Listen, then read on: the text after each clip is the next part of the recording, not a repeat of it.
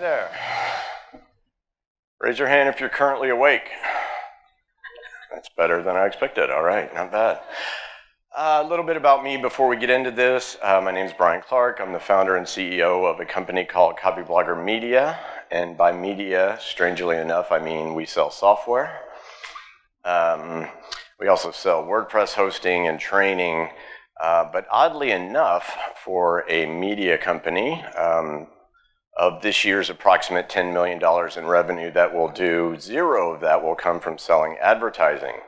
We sell no advertising whatsoever. We don't even advertise ourselves in ways that you might expect a media website to do. But it is a very effective approach for us. And what I'm really trying to convince you of today is that we are on the cusp of a major shift in what it means to be a media company and how media is created, media content, entertainment content, journalism, all of these things. That's the bigger picture. The big picture that I want to get across to you is that a media-first approach to marketing is not only where things are going, it's what works. And that's because inherently your prospective customers and clients are in control in a way that you are not. And you cannot give them what they don't want to the extent you ever could. What you have to do is give them what they want in a way that meets your business objectives. Copyblogger, also interestingly, for a software company, never took venture capital. We've never relied on advertising up until this point. It started as a blog 8 years ago. That's the Copyblogger part. And it kind of evolved rather quickly into kind of an industry trade magazine format. That's the closest offline analogy I have for it. The other interesting thing is when I got into online publishing in 1998, I was fascinated with media, not marketing. A book I read in 1999 called Permission Marketing showed me they were actually the same thing in this environment. And I think 15 years later, we're starting to really see that is the case. Okay, so this guy's name is Jay Moy, and he says, we believe that great writing wins the day. Jay is a writer. They tend to say things like that. But I tend to agree with him. In fact, when I quit practicing law in 1998, my goal was to make a living writing. And this is because writers rarely have to leave the house and they rarely have to wear pants. I found that being the CEO of an internet company has much the same lifestyle benefits, except for when I come to events like this to speak. But anyway, so Jay is the editor and he's a writer for this online magazine called Journey. And if you're not familiar with Journey, you may think, great, another online magazine publication startup with sans serif fonts and bold coloring, except that Journey is a publication of the Coca-Cola Company. And it's not just some online magazine that Coca-Cola dabbles with. Journey is Coca-Cola's corporate website, except Jay Moy will warn you that if you say that around Coca-Cola leadership, they will get very upset with you. Journey is a media platform, not a corporate website. And they're right. You know, for once, corporate hyperbole meets reality. Coke has always been a storyteller through brand advertising. Coke is realizing that they can tell stories directly themselves without the intermediary. Are they going to give up brand advertising? I doubt it anytime soon. The more interesting thing I want you to think about is Coca-Cola's resources. My friend Joe Paluzzi says, Coke's content marketing budget is basically a needle in a haystack of their overall advertising budget. If they really got serious, they have more money and resources than any traditional media company on the planet. And now think about how media companies are struggling with the transition to digital. Effectively, what I'm trying to convince you of today is that media is changing because traditional media has a really bad business model. And that brands, from Coca-Cola down to startups like mine, have better business models if they take a media-first approach. So when you start thinking about companies with this huge amounts of resources compared to the struggling media industry, what comes to mind? Apparently, right before he passed on, Steve Jobs announced to his biographer that he had finally cracked the code on Apple TV. And that was apparently what he passed on to a successor, Tim Cook, and which is rumored to be about to be implemented this year. There's a lot of speculation about what does that mean. You know, I've heard rumors that Apple TV will evolve from a little desktop box into an actual TV. That doesn't sound very Steve Jobs to me, though. Would he get excited? I mean, we know Samsung wants to be Apple. Does Apple want to be Samsung? I don't think so. So what is it that Apple is going to move into? Speculation, but they control the distribution methods for content.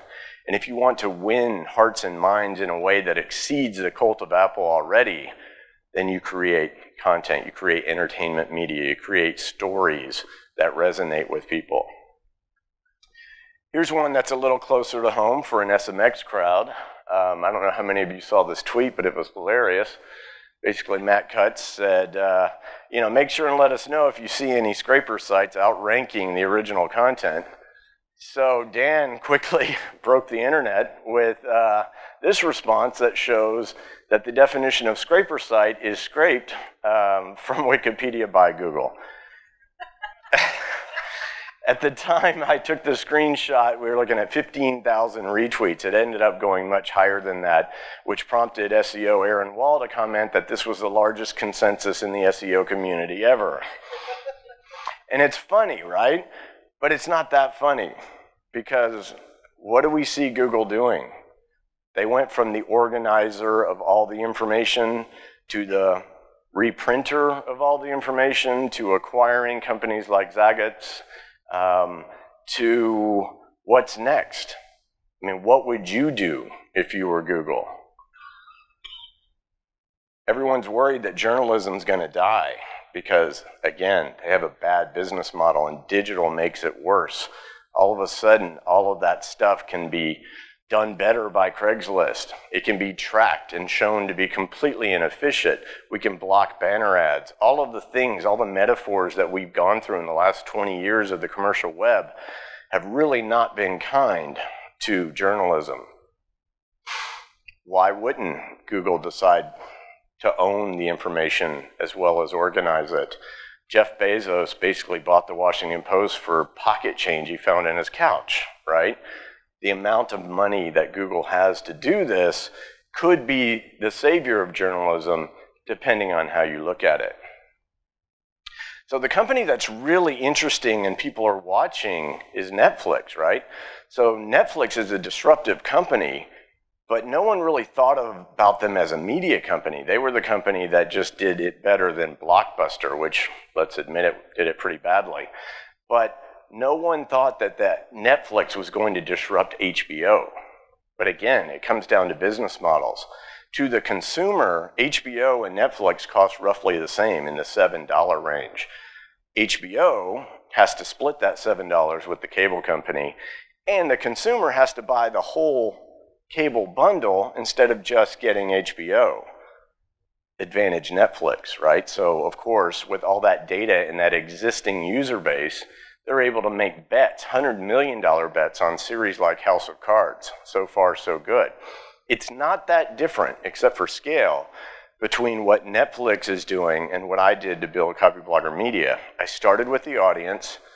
I observed what it is that they have problems with, what they desire, and then I built those things instead of the other way around. It's in that way that we've never failed to launch a successful product, which is, knock on wood, will remain to be the case. So I'm telling you all of this kind of hypothetical stuff just to kind of get your imagination working and to show you the motivation for why the media landscape is shifting. But it's not unprecedented for brands to be media producers. A lot of people don't realize that back in the 1930s, a detergent company from Cincinnati had a marketing problem. They needed to reach Depression-era housewives. They had no way into the home to reach them. So they turned to a new mass communication medium called radio. And they decided that the strategy they were going to take was they were going to create these stories, serial stories over time about families, about strife and sorrow, joy, pain, the whole thing. Throw in the cliffhanger ending to make sure they tune in to the next episode, and you've got the soap opera. People don't realize that Procter & Gamble invented and produced and owned As the World Turns, Guiding Light. Procter & Gamble Productions was a separate arm of the company. So, of course, the goal here is to sell soap, right? And of course, Procter & Gamble evolved into a multi-brand conglomerate, and they were also one of the biggest brand advertisers on the planet because, let's face it, during the early days, brand advertising was like shooting fish in the barrel. Not so much now. The interesting thing about P&G Productions is by the 1970s, the soap opera, from an intellectual property standpoint, was the most lucrative form of television in existence.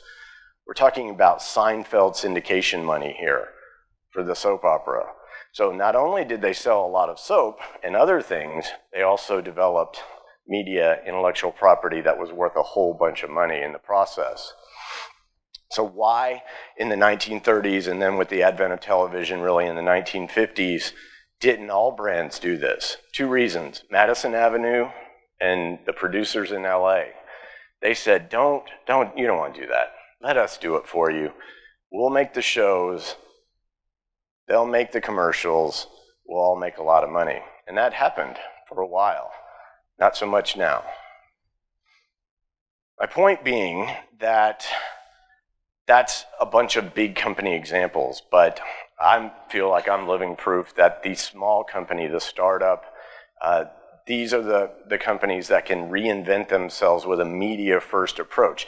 Do you literally have to call yourself a media company like we do? No, of course not. But what you have to do is think about your marketing when it's online as more of a creation of entertainment or informational content. The best examples out there are really cable TV shows. They're educational, but they're also engaging. That's kind of the best kind of content marketing there is. So let me give you some examples of why you want to go media first. Because instead of avoiding your marketing, people actually want to pay attention to what you have to say. And in the process, this helps you sell stuff. It's not a touchy-feely concept. It's actually quite powerful and quite influential. So I'm of the opinion that there are two types of people in the world, Marvel people and DC people. I'm a Marvel person. Who's with me? Oh, wow. Superman? What's that about? I mean, come on. So when, I was really thrilled that when I got to be a grown-up, allegedly, that all these great characters that I grew up with were starring in these movies, X-Men, Spider-Man, Iron Man, and I was even more pleased, of course, that they were really well done. So you may not realize that in the mid-90s, Marvel was in a whole bunch of trouble. Marvel Comics was in bankruptcy and was acquired by kind of a merged conglomerate that involved some toy manufacturers who had made a lot of money and wanted to get into, obviously, the superhero business. So the first Marvel movie came out in 2000. That was the first X-Men. The company had just emerged from bankruptcy in '97. So that's kind of an amazing thing that in that short a period of time you could produce a movie. But it was all part of a strategy. So things really took off in 2002 with the first Spider-Man movie. That made, with ticket sales and DVDs, over $1 billion. An amazing amount of money for Marvel to make, right? No, Marvel didn't make that money. Marvel made a small licensing fee. They got a big studio to produce that film for them because they had a different plan in mind. What was the strategy? Basically, Marvel was into merchandise. They sold Spider-Man everything, right? Lunchboxes, toys, costumes, what have you. The movie studio created this amazing commercial for that merchandise called a film. And instead of it being some kind of commercial that we want to TiVo over, this was a commercial that people paid to see. That's an example of media having influence in a business model in a way that we don't think of as marketing. Oops. So the first movie, finally, Marvel kept making better deals, and they get to 2008, and they're able to self-finance Iron Man, and the next year they're bought for $4.2 billion by Disney, which really is a remarkable turnaround in about 12 years from bankruptcy, basically taking this media-first approach, building up their assets by selling toys and other stuff until they finally could afford to make the movies themselves. Here's an example that's a little more down to earth. Is anyone familiar with the show Love It or List It? My wife watches this show all the time, and I somehow sit down and watch it too. So basically the premise of this is there's a designer and there's a realtor.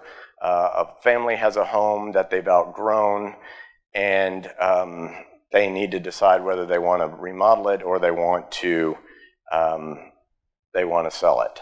So basically, let's focus on David. He's the broker. David is kind of a snarky guy, and I guess he can be that way because he's a TV star, right? No, they do get paid a salary by the producers, but effectively, both of them are still practicing professionals. David is a broker in Ontario, Canada, along with his father. Now, do you think that David gets a lot of business from being on this show? Yes, he does, a lot. Do you think that people feel that David is marketing to them? No. Do you think David sends out those annoying postcards that stuff your mailbox? Do you think his face is on a bus bench somewhere? #1 realtor? No. David demonstrates his expertise in a media format that teaches people stuff, which in turn makes him an authoritative broker that people want to work with. Okay, one last example, and this one is the one that is really congruent to what you guys do. You got a wine store in New Jersey. Does okay as far as retail wine organizations go. You got high overhead, all that kind of stuff. This guy happens to be the son of the family that owns the wine store. So he has an idea, and this is in 1997, way back in the day, that he's going to create a web platform that's going to help them sell more wine. That was called Wine Library, and it took a very educational media approach, which was effectively fronting an e-commerce operation. Then Gary took it to the next step and started his own video show. Basically, he's at a table in an office above the wine store, just him and a camera, and he basically turns traditional wine criticism and review on its head. He's a Russian immigrant from New Jersey, and he's proud of it, and he's very bombastic. And he builds an audience of 100,000 people on YouTube by basically doing everything you're not supposed to do when it comes to selling wine. The more interesting thing, of course, is that the wine business went from $3 million in sales to $45 million in sales. And that's the thing I want to stick in your head. That's how you sell stuff, not by pitching or promoting, at least not initially. What you need to do is educate, engage, and entertain, and then have that buy button nearby, as in the case of Wine Library. Or then you make an offer for your services. Then you make an offer for your software once you've educated people enough to do business with you. So the general consensus out there, some people are running with this whole content marketing thing, and other people are like, I can't believe I have to do this. And those are not the people that you want to work with as a consultant, and it's not the kind of person that you want to be. I mean, effectively, we feel like we're being dragged into this, especially in the SEO industry. Content is what people want to share on social media. That's how you get exposure. That's the only way you're going to get links. Google wants me to create content. Prospective buyers want content in order to make buying decisions. Yes, all of that. But those are the benefits of a media-first strategy. It's not really the reason why you do it primarily. The reason why you do it is that you're giving people what they want in a way that builds your business, the one you have today or the one you start with. But also, once you have a media platform, your original business model is irrelevant because you can do anything you want related to that topical audience that you build. So I want to close with this guy who influenced me back in '99. Ridiculous is a new remarkable. You know, it's gotten to the point where if you're not doing something that is completely crazy, people are essentially not paying attention to. And I don't mean crazy in a bad way. I mean, people are saying, I can't believe they're doing this for me. That kind of affinity building and content, media first is the way to do that. I would like, you know, is it ridiculous? Here's an idea. Say you're a small bed and breakfast in Raleigh, North Carolina. Is it ridiculous to start a lifestyle magazine, both in print and on the web, that effectively is your brand as a bed and breakfast and distribute it through the community? Sounds ridiculous, but someone's already doing that. Effectively, that magazine acts as an advertisement for their main business while every other business in town is paying them to advertise in it. Even if it didn't make a profit, it would be a brilliant idea. But they do make a profit. Again, they could do a whole bunch of other things with that base as well. The thing I want to leave with you is this. With any new media platform or form, from print to radio to television, cinema, there's always about a 20-year period of ridiculous. And in this way, I don't mean ridiculous good, I mean ridiculous stupid. Beginning of cinema, basically, they have the filming technology and they filmed stage plays because the whole concept of an edited narrative just wasn't there for them. Eventually, that came along from ridiculous ideas at the time. The co-founder of Warner Brothers, when sound was available to add to motion pictures, said, "Who the hell wants to hear actors talk?" The fact that Warner Brothers still exists amazes me when you hear things like that, but it's just the way it is. What I want to leave with you is this. Some people think, oh, I wish I would have started earlier. No, 1994 to 2014, the 20 years of the commercial web was the stupid phase. It's where we took the wrong metaphors and tried to apply them to a new medium, and a lot of them didn't work. Specifically the way advertising works. We're just now moving to a more native form of advertising, but odds are they're going to screw that up. I mean, being your own advertiser is the way to go. It is by giving people what they want, a way to grow a business that exceeds your expectations. You can do that for your clients. Not everyone's going to do this. That's okay. Work with the people that will do it and become one of those people. And that's basically what I've got for you guys today. I hope it's been of use as a way to really think about the big picture going forward as we go through today and you hear from some of the other speakers. Just keep in mind, media first is not a chore. It's an opportunity to do things above and beyond what you're already trying to accomplish. Thank you very much.